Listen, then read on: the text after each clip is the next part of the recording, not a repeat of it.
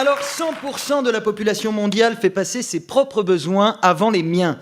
Personne ne m'envoie jamais d'argent spontanément. Vous êtes 0% à admettre que j'ai toujours raison. L'immense majorité des êtres humains n'a jamais rien fait pour moi et j'habite sur la même planète que vous. Je suis dans une merde noire.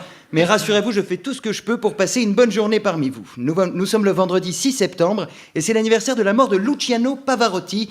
On t'oublie pas, gros. Il y a 491 ans, jour pour jour, Magellan bouclait le premier tour du monde de l'histoire. Alors malheureusement, il ne l'a pas vraiment bouclé, puisqu'il est mort juste avant d'arriver. Mais comme c'est lui qui avait préparé les sandwichs, c'est son nom qui revient systématiquement dans les livres d'histoire. Alors était-ce une bonne idée de se précipiter ainsi à la découverte de terres inconnues, de cultures lointaines et de peuplades primitives? Non, bien sûr, n'en déplaise à Frédéric Lopez. Il vous suffit de franchir le pas de votre porte pour vous rendre compte que votre voisin ne mérite pas la moindre attention. À peine arrivé dans le hall, on constate sur les boîtes aux lettres que le nom des autres est ridicule, de Morin à Chan, en passant par Lambert, Chouquette ou Ben Mokhtan, rien n'inspire la confiance. Quand on sort dans la rue, l'inutilité de l'autre apparaît au grand jour. Céder le passage, sens interdit, stationnement payant, feu systématiquement rouge, trottoir bondé, interdiction de fumer, enfants bêtes et moches qui vous courent dans les jambes, tout ça, c'est la faute des autres. En ce qui me concerne, je n'ai pas sur la conscience la pose d'un panneau stop rouge, stupide et agressif. Au travail, c'est encore pire, les autres vous bloquent dans leurs embouteillages, sentent mauvais dans votre métro et posent leur vilain doigt gras sur votre agrafeuse.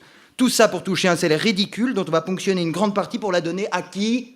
Aux autres, bien entendu. Non content d'être inutile et contraignant, l'autre est un voleur. Les autres, c'est la chienlit et ceux qui l'ont compris sont taxés d'extrémistes. C'est bien simple, on n'est plus chez nous, on se croirait en Autry. Vous en avez marre des autres, vous en avez assez des autres et vous décidez d'aller ailleurs, il y en a d'autres, les autres sont partout. Le surpuissant lobby des autres contrôle les médias, la finance, l'agroalimentaire et l'énergie. S'ils étaient intéressants, mais même pas, reconnaissez-le, on est quand même mieux que les autres. En Allemagne, les autres sont alcooliques, en Angleterre, ils sont laids, aux États-Unis, ils sont arrogants, vindicatifs et gros, en Suisse, ils sont plus riches que vous, et en Corse, ils sont corses. Quand on est un, ça va, c'est quand on est deux qu'il commence à y avoir des problèmes. Et il suffit de se plonger dans un livre d'histoire pour constater qu'il en a toujours été ainsi. Nos deux plus grands philosophes, Bernard-Henri Lévy et Matt Pokora, s'accordent à le dire. Les gentils, c'est nous, les méchants, ce sont les autres. À la lumière de cette implacable démonstration, on peut conclure une chose très simple. Les autres sont des cons, et Magellan n'a rien fait d'autre que foutre une belle merde. D'ailleurs, son détroit ridicule, je l'ai trouvé en 2 minutes sur Google Maps, alors c'est vrai, je ne me suis pas rendu sur les lieux, mais j'ai pu trouver des clichés en HD, et très franchement, le détroit de Magellan, ça ne casse pas 3 pattes à un canard.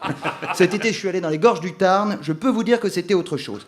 Je termine sur un chiffre inquiétant, Frédéric, 7 176 175 867, c'est le nombre d'autres sur ma belle planète, et ça augmente tous les jours, voilà qui fait froid dans le dos. Merci de m'avoir écouté.